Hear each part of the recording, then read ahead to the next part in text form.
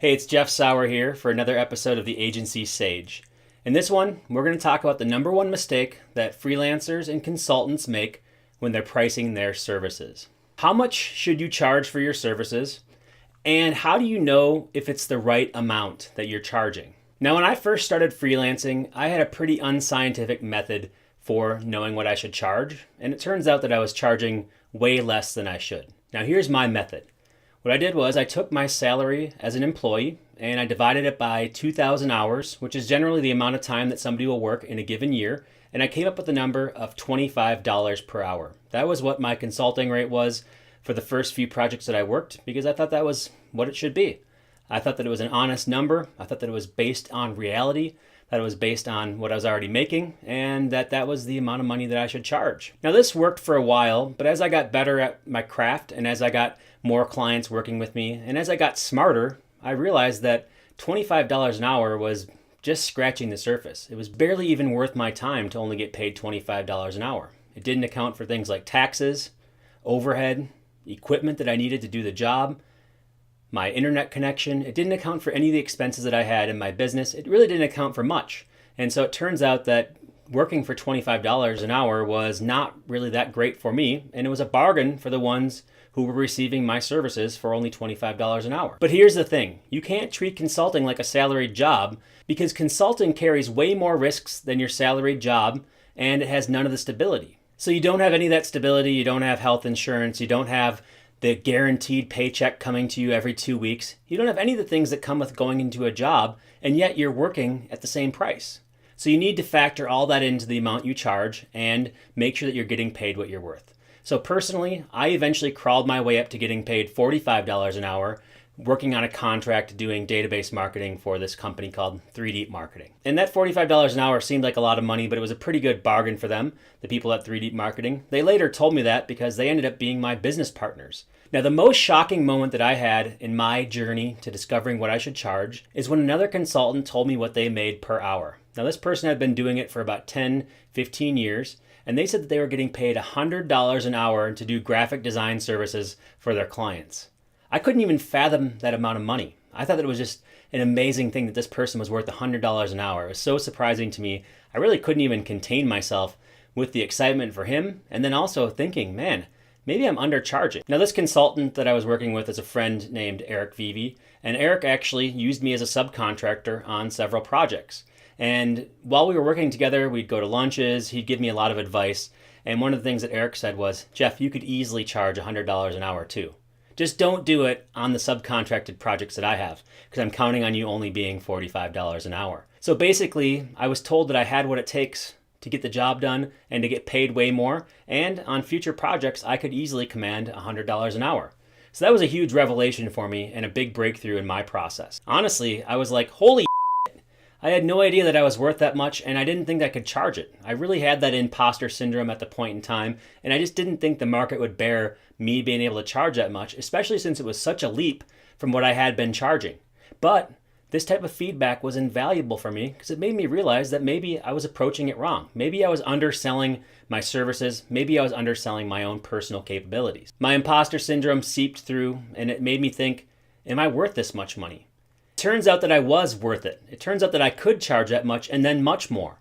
I charge $500 an hour now. I started out at $25 an hour. So over the years, my rate has increased.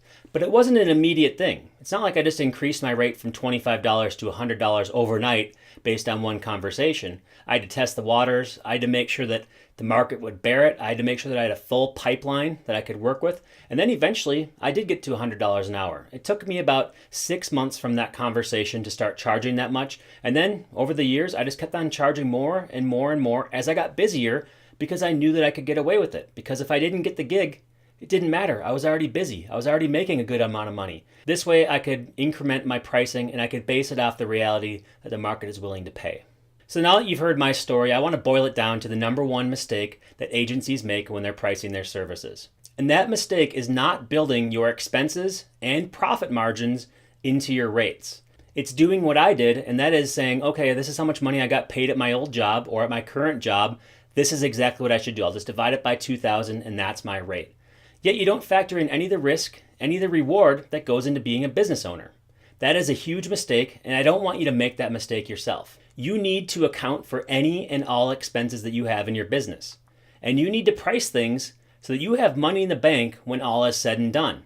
Business is not a break-even prospect. Business is all about generating a profit. It's all about having more money at the end of the day than you started out with. Because if you can't have that, then you're not going to be in business very long. You're going to go into debt, and it's going to cost you more in the long run if you don't make a profit. So even right away in the service business, you should be aiming to make a profit. And the only time that you can really sacrifice these ideals is if you just want to get experience. If experience is the number one thing that you need and you feel that's the case, then you can sacrifice these ideals and just go after experience. Take a little bit less than your normal rate. Even work for free if you want to gain that valuable experience. It's okay to sacrifice short-term revenue for long-term experience, relationships, and long-term prospects for your business. But that's the only time that you're going to want to make that exception.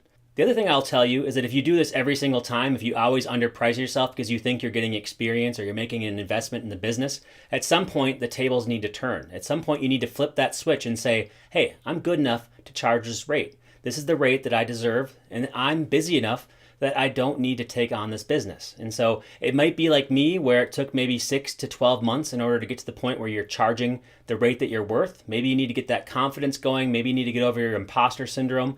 Whatever it takes, you need to get to that point. So I ask you, are you making this mistake? Are you not factoring in your true expenses and making a profit, rewarding yourself and your business at the end of the day? Are you not factoring this into your business? If you're having troubles getting over the hump and getting paid what you deserve, then I'd encourage you to leave a comment on this video, either on YouTube or on the agency course website. You can let us know what your problems are, we'll listen to it, and we'll propose a solution that you can use to increase your rates and get the rate that you deserve. Now, like I said, none of these things happen overnight, but if you plug away at it and you keep on going, these things can usually happen within a matter of months, or worst case scenario, in a matter of a few years, and then you can get to the point where moving forward for the rest of your career, for the rest of the time that you're in business, you're getting paid exactly what you're worth. Now, this video is a part of our series about the truth about the agency business. Now, if you haven't watched the other videos yet, I would encourage you to subscribe to our Agency Sage newsletter at agencycourse.com or to our YouTube channel, and you can get notified whenever we put out new videos. These videos come out every Friday, and we talk about, behind the scenes, the truth that goes into running an agency business, a freelance business, or being a consultant. So once again, join our Sage newsletter at www.agencycourse.com, and I look forward to coming back at you next week with some more wisdom about the truth behind the agency business. This is Jeff Sauer, signing off for agencycourse.com.